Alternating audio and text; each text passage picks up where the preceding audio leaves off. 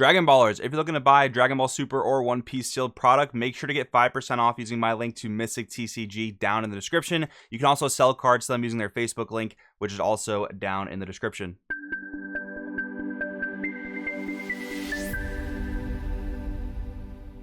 Yo, what's going on, Dragon Ballers? Welcome back to another video. Pretty unusual to have a meta breakdown video in the middle of the week, but I guess Hong Kong just recently had a regional, so we'll be talking about that in today's video. This will be a good preamble tournament to take a look at set 20 with the full scope of the set. And also, we have to keep in mind, this being a couple weeks into the set release, players have now had time to get their hands on the cards they actually want to play.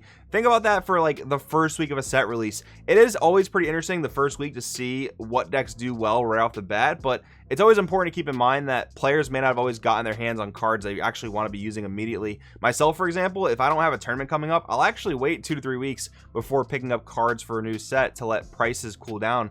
So yeah, now that this is a few weeks into the release of set 20, it's going to be interesting to see what this kind of first event has in store for us in terms of like what the meta is going to look like. So we're going to look at that in today's video. If you guys are new here, make sure to subscribe, hit that bell so you never miss a video. And if you guys do want to help support the channel and you're a little bit aimless in this format, I did actually just write an article on the Patreon talking all about where the format may go now that Crimson's gone, reestablishing old decks, looking to new decks in the format that might be in a really good spot. So if you guys are looking for a little bit of direction, you guys can check that out on the Patreon. It is down in the description and it does greatly help the channel out. I really do appreciate it. Anyways, let's jump right on into this. We are starting with the tournament data. So we have the IRL Asia Regional Tournament. I believe Wang Po, the 2-time world participant from Asia, was the winner of this event. So if that was still the case, definitely a big shout out to you, man. We have 25 players, so it definitely was on the smaller side. But again, just a good like preamble tournament to give us a little bit of indication where the format may go for the tournaments in the coming weeks.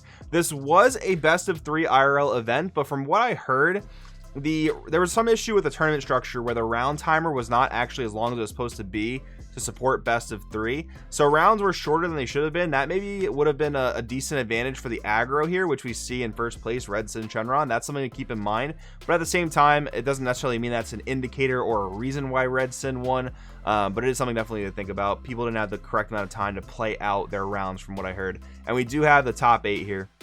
So we have first and second place Red. We have first place Red Sin, second place SS4 Gogeta, third place Golden Frieza. Now, unfortunately, I don't have the deck lists here for this event, but if you guys are looking for a Golden Frieza deck to play, I definitely 100% recommend Marcus's top 8 Worlds build, which is here on the channel from a few weeks ago. If you guys are looking for a build, I 110% recommend the build that Marcus, myself, and the team were able to put together. Golden Frieza is a little bit more of an unproven yellow deck. Again, it did make Worlds, but Worlds was a super specialized format that was basically just trying to counter Crimson, and that's what we built Golden to do. But I think even besides countering Crimson, I still think Golden is very good. But anyways, 4th place Red Sin, 5th and 7th place Android 21. This was the new leader, by the way.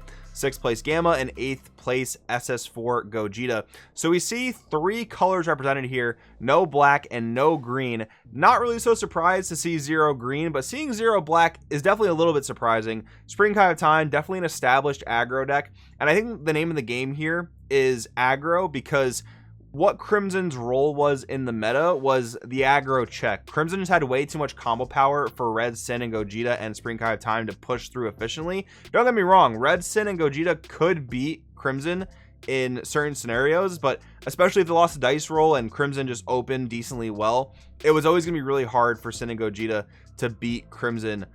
Just that's the natural state of an aggro deck that's eventually going to lose steam, going up against a deck that doesn't really lose steam because it has infinite combo power, right? That was kind of the dynamic there. But now with Crimson out of the equation, it seems to be a really good spot for aggro decks right now. And so to not see Spring Kai of Time was definitely a little bit surprising. But again, small 25 player tournament, maybe none of these players here typically play the color black. That's totally possible. Although I would have expected to see a little bit of Cumber as well. But again, smaller sample size. Don't read too much into that. Let's go color by color and break it down. We do have red here seeming to be the most dominant color in the format. And again, I think with Crimson gone, the immediate fallback is to the aggro decks. So with the aggro decks doing so well here, let's talk about each of their specific merits, starting with SS4 Gogeta.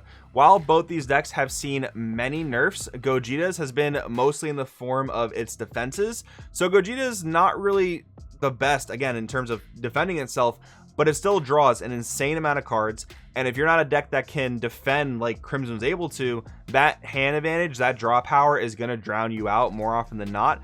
And the 8-drop Gogeta is still a difficult card for a lot of decks to interact with. Blue has Dirty Burst, red doesn't have anything for it really, so if you make it to that point in the game in the red matchup, you're just wiping their board for free and then hitting them for a triple strike they better have super combos for. Yellow, Unison and Fury is not all that great because if you're playing yellow, you're probably playing other Unisons or no Unisons, so that's not really a great answer. Shin Noble Supremacy, also another option, but with this being a 50-minute round timer for best of 3, if you weren't able to get into game 2 with a sufficient amount of time, your side deck didn't even matter. So with that tournament structure error, that actually helps Gogeta in another way because people weren't able to sideboard their answers if they had them, right? So that's also a big deal. But yeah, generally, Gogeta will drown you out with that crazy draw power if you're not a deck like Crimson or some deck in general that can match its draw power or limit its hand size with a card like Goku out of the Z deck. Talking about Sin Shenron though, I kind of think Sin Shenron is like the baseline check for the format. And what I mean by that is if you want to play a deck in this format, I think you have to be able to beat Sin Shenron because I think it's technically the fastest deck. When you're looking at decks that hit the hardest, the fastest, I think you're personally looking at Sin Shenron and Spring Kai of Time. But sometimes Spring Kai of Time can run into the problem where it doesn't hit its mill cards properly. It's not able to awaken until turn 3 against some stally scenarios. Sin Shenron is generally always able to awaken on turn 2 and then start playing its beat sticks by turn 2, turn 3. There's not much that actually stops that from happening. So I think generally Sin is the fastest deck in the format. And if you want to play a deck in this format, I think you have to have a plan for Sin. I think you have to have a method of beating it. And if you can't beat this deck, I don't think it's actually worth playing the deck you're thinking about playing in this particular format. Is that me saying Sin is unbeatable? In absolutely no way am I saying that. What I'm just saying is whatever deck you're playing, you better have a method, a strategy of beating Sin Shenron, and then you can explore other matchups, other options, and see where your deck really fits in the format. Maybe you play a hard counter to Sin, that's another option. I think you'd be looking at something like Black Hachiak or some really stally control deck with tons of floodgates. But even then, I think Sin really thrives against control because you're just so fast and don't give them ample amounts of time to set up. So yeah, no surprise these decks did so well. I do think this is a really good place for players to fall back on now that Crimson's gone. Aggro seems to be in a really good spot until maybe the Crimson replacement is figured out. Who knows if that's going to happen, but it'll be interesting to see for sure. Then we do have our blue contenders. So again, with Crimson out of the equation, Gamma was an already established blue deck. We don't see any Beerus here, and funnily enough, Wang Po chose not to play Beerus, which he took to the World Championship. But we do have Android 21, the most hyped deck out of set 20 power absorbed. Now, the interesting thing about this deck is that it does, in theory, have a very good Gamma matchup, because Gamma is giving Android 21 both colors of energy it needs in the form of blue and green. So that should be a really favorable matchup for Android 21. But for my personal experience, Red Sin's a really tough one. So it's no surprise that Red Sin toppled over Android 21 in this particular format, making setting up your ramp a really, really hard time. Like, if you lose a dice roll to Sin as Android 21, you're in a really bad spot, because if you tap out on 2 for your ramp, they're able to go into their triple striker, and if you're at, like, let's say 5 life or unawakened, you're not able to use blocker negates. That triple strike is going to take you down to 2 life. So yeah, you can be in a really bad spot losing dice roll to Sin. And some people have talked about whether or not Android 21 is a tier 0 deck or not. I think it's somewhere in the middle. I don't think it's trashed here. I don't think it's tier 0 because it does struggle heavily against those aggro decks. But when you play 21 against the blue deck, it does feel rather unfair. So that's worth noting. I did post my 21 list on the channel here yesterday. If you want to check it out, feel absolutely free to do so.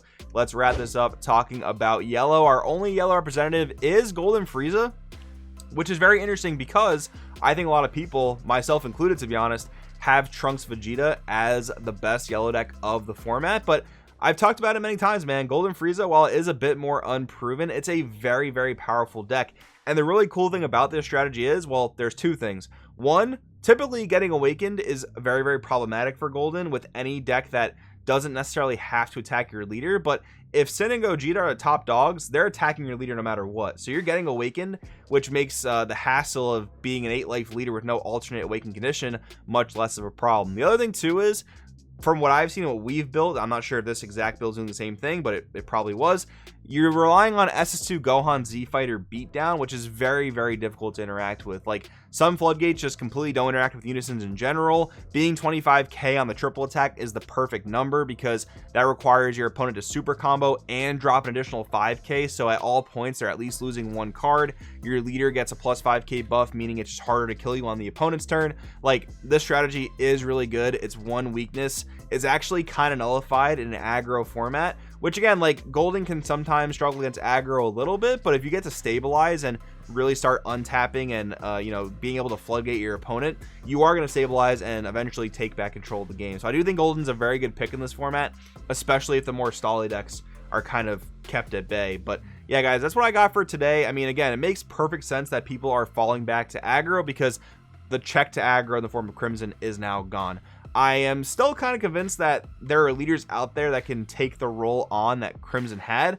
It's just going to take people a little bit of time to figure out which leader's the right one to do that with. But what's cool still is Control's alive and well. That's good. NR 21, Gamma, even Golden Frieza you can classify like mid-range control depending on how you build it. But yeah, the format seems to be in a pretty decent spot. I know Sin and Gogeta are somewhat frustrating for people to deal with, more so probably the Gogeta 8-drop, but still, I mean, these cards and these decks have been around for a while. There are answers to them, and with most tournaments going forward being best at one pre-side, you should be able to, you know, include your answers in your deck and then find them accordingly. But anyways, guys, let me know your thoughts in the comments down below on this tournament. Thanks for watching. I'll see you guys in the next one.